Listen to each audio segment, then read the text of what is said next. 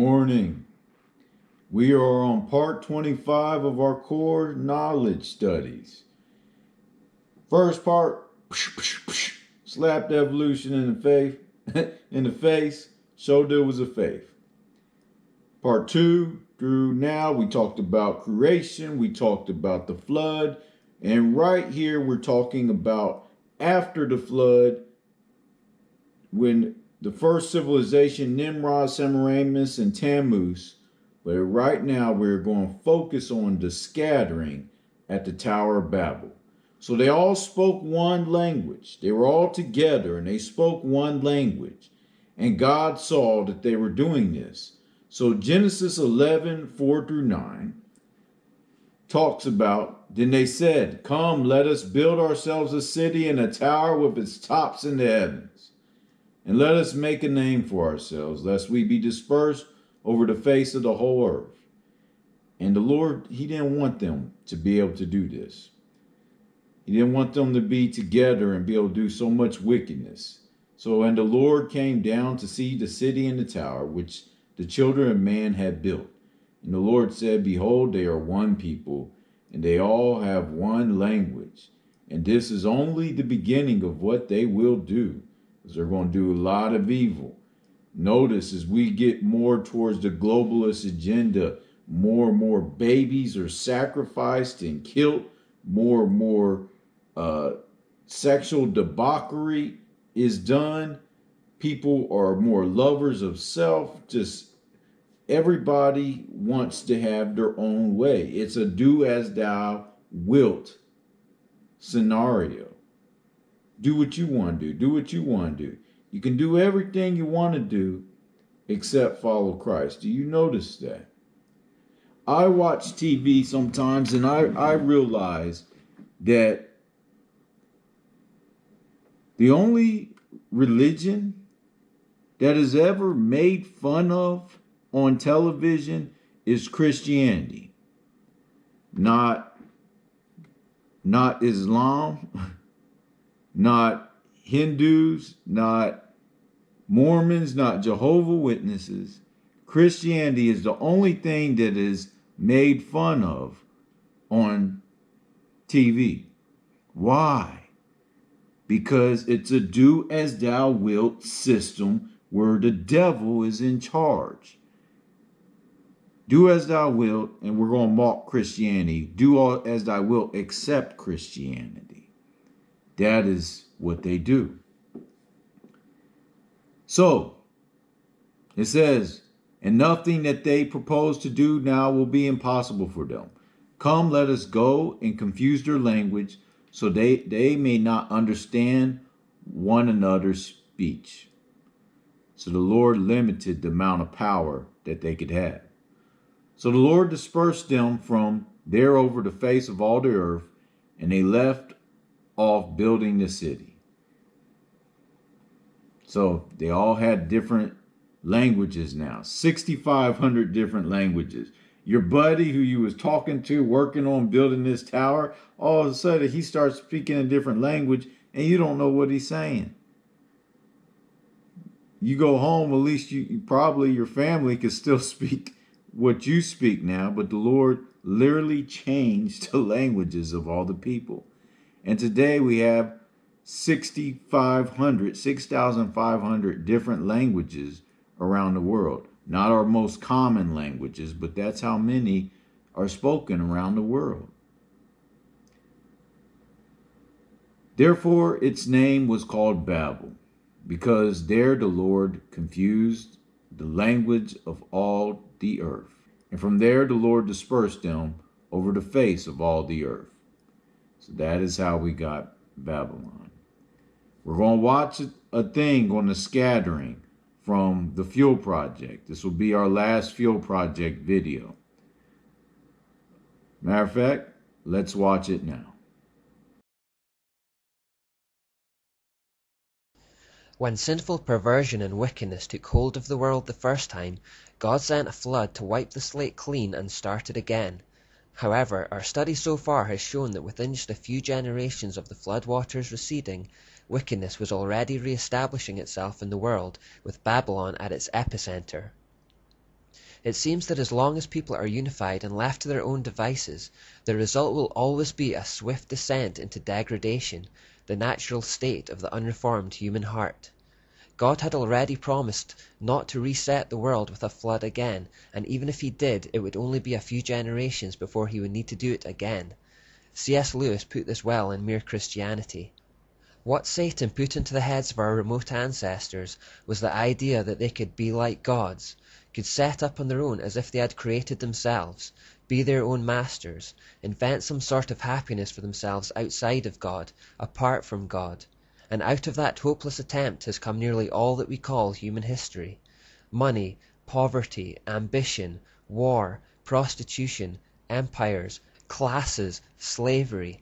The long terrible story of man trying to find something other than God which will make him happy. The reason why it can never succeed is this. God invented us as a man invents an engine. A car is made to run on gasoline, and it would not run on anything else.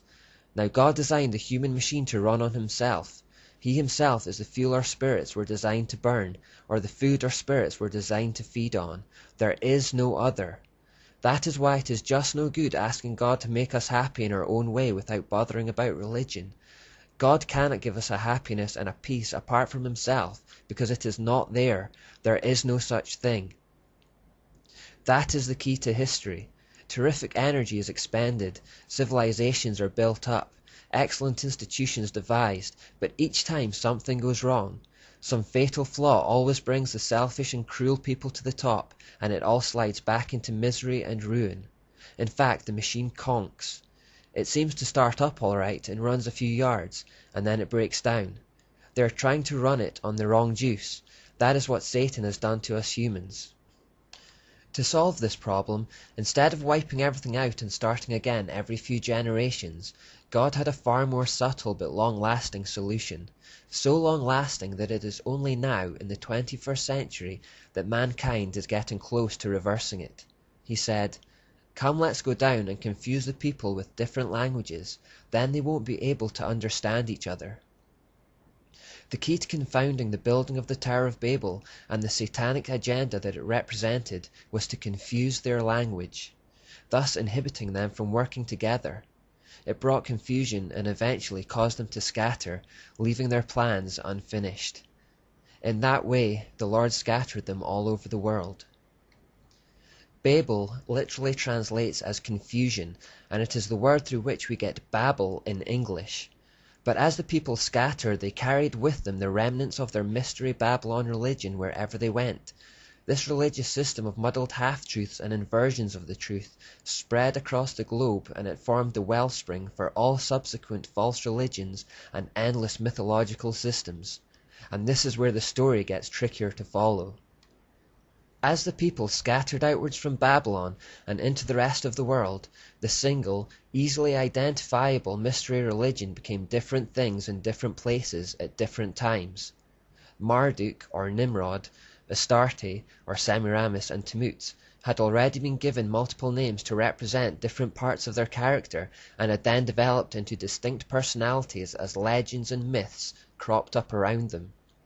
These distinct personalities were then assigned to various aspects of daily living. There was the god of war, the god of the sea, the god of fertility, and the sun god, etc. Indeed, a god or goddess for just about everything. So we already had perhaps hundreds of gods. But because everyone now spoke a different language and they had moved to different regions around the world, these gods and goddesses assumed different names depending on the location. In Greece, Astarte became known as Aphrodite or Athena. In Egypt, she became Isis. In Canaan, she became Ishtar. In Ephesus, she became Diana. In Israel, she became Ashtoreth. The Phrygians knew her as Cybele. In Phoenicia, she is known as Europa. In Rome, she was known as Ceres and Venus. As the goddess of Thelema, she is Nuit, Tanuit, or Anuit. In India, she became Kali. So the gods multiplied and hundreds became thousands. It's estimated that there are around 5,000 different names altogether for the goddess stemming from Semiramis alone. As I read those names, some of them will have rang a bell, while others will be more obscure. Names like Aphrodite and Venus are still widely known. Others like Demeter and Cybele are now mostly unheard of. Or on the male side you will have heard of Apollo, Mars, Achilles, or Poseidon, but may perhaps be less familiar with Nebo or Nabul. The names that are still well known tend to be the Greek or Roman forms, mainly because they had such great empires, and as a result their mythologies were most widely spread, written about, and preserved. So well preserved that they are still household names. There are shaving products named after Venus. We had a NASA rocket ship called Apollo. We've had movies like Troy starring Brad Pitt as Achilles, in which some of these muddled half-truth stories and legends of heroes are depicted. The name Europa has even become the name of a whole continent, but they all go back to just 3 people from Babylon: Nimrod, Semiramis, and Tammuz. You can see the common threads if you look for them. You will see recurring titles such as Queen of Heaven, the Great Mother, Mother Goddess, or even Mother Nature. You will see how it is just one woman under different names, and that she has existed in all cultures and civilizations throughout history. You'll also see how all those ancient mythologies contained family relationships and feuds, very often culminating in murder and incest. You'll see the recurring theme of mother and child cults that began with Semiramis and Tammuz. You'll see these threads uniting even major religions of today like Hinduism, Islam, Buddhism, Sikhism, and Catholicism. You'll discover in fact that all false religions sprang from the mystery Babylon religion, and that is why they have these commonalities. Keeping track of all the routes the Babylonian religious system took, however, is impossible and also unnecessary. We don't need to do an in-depth analysis of how the mysteries became Hinduism in India or Buddhism in the Far East, for example. We only need to focus on a few threads, namely how the mysteries spread from the Middle East into Europe. The key point at this stage, however, is to understand that all mythological systems and false religion and gods and goddesses can be traced back to just 3 people in Babylon, and behind their mystery religion is Satan himself. It is a good thing that the Lord confused and scattered all the people away. When humanity can amass so much power, we become dangerous. When we can get all our evil thoughts together, we become like nothing else. I talked about how the Lord limited man in verse a day number 2, and how it was a good thing for the underdog. And in verse a day number 51 through 61, I talked about how he sets up kings and removes kings, and that is a good thing. He does not want someone to amass too much power, lest more and more evil runs rampant. As Luke 1:51 to 52 says, he has shown strength with his arm. He has scattered the proud in the thoughts of their hearts. He has brought down the mighty from their thrones and exalted those of humble estate. Yes, he has brought down the mighty from their thrones and exalted those of humble estate. I'm so glad that he levels the playing field when too much evil has been amassed. Tomorrow we will talk about how we see this today, and I will show you how we as Christians should worship now that we know about Nimrod, Semiramis, and Tammuz, and how Satan is the king of Tyre, and that Nimrod was simply just a puppet of his. How when they deified Nimrod to be the sun god, Satan was easily able to put himself in that position. He's behind the masters. He's behind the masters of the human race. The leaders. It's a spiritual thing. Though they may be the facial front, the devil is behind it all. And one of these days, when the antinomial, the man of lawlessness, the son of perdition, comes into scene and achieves his globalist agenda, behind him and possessing him will be Lucifer. Best believe. Tomorrow we'll talk more on this and how all this Nimrod worship and Babylon things pertains to Christianity today. Dear Heavenly Father, thank you for this day, and may many be saved. And thank you for our studies on the history and knowing how humanity began. In Yeshua's name we pray. Amen. Goodbye.